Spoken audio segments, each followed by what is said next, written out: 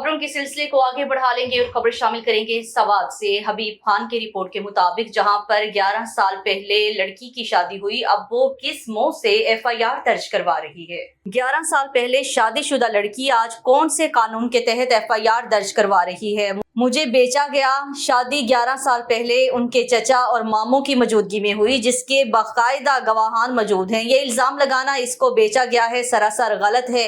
किला के रिहायशी 11 अफराद जिसमें मर्द और खवातीन शामिल हैं, बिल्कुल बेगुनाह FIR में नामजद किया गया है। इन ख्यालात का इजहार गुज़श्ता रोज किला गे तरोके में अशरफ खान, सुल्तान रूम, मोहम्मद रशाद और दीगर ने मीडिया से गुफ्तगू करते हुए कहा है, लड़की की शादी उनके खानदान की रजामंदी के साथ 11 साल पहले कराची में हुई, जिसमें उनके खानदान की रजामंदी शामिल थी। शादी के 11 माह बाद लड़की अपने चचा के साथ चली गई। अब लड़की ने कराची में FIR करवाई, जिसमें कहा गया है कि मुझे नामजद अफराद ने कराची लाकर कुछ पैसों के एवज बेच दिया। इस बारे में किला गे के मिशरान का कहना है कि ये FIR हकीकत के मुनाफी है। अगर इस तरह का कोई वाकया रूनुमा होता तो सवात में इसका रिकॉर्ड होता, या फिर यहाँ FIR क्यों नहीं हुई। उन्होंने DIG मालाकन डिवीजन DPO सवात से अपील की है कि इस मामले की मुकम्मल छानबीन की जाए, क्योंकि आए रोज मुतल्लिका पुलिस आकर यहाँ पर छापा जनी करती है। चूँकि FIR कराची में हुई है, अब हमें मुकामी पुलिस तंग कर रही है, लिहाजा अगर इस वाक़े में कोई सदाकत हो तो हम जिरगे के जरिए मुकम्मल ताउन की यकीन दहानी कराते हैं।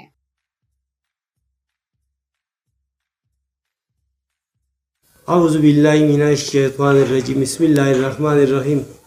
ज़द तरुक व सुल्तान रूम खबरी कोमा او الحمدلله چې موږ ټول مسلمانان یو او دا کلمه موږ په دروغ وایو چې موږ دروغ وایو، نو موږ بیا کلمه په دروغ ویلي چې د دې دا کومه جنۍ چې ده د دې نوم کلثوم دی، د دې واده شوی دی 11 میاشتې د خپل په کراچۍ کې د خپل خاوند سره وه او د دې 11 کاله وشو، بیا 11 میاشتې بعد دا کیس بوک کیس جوړ شوی دی.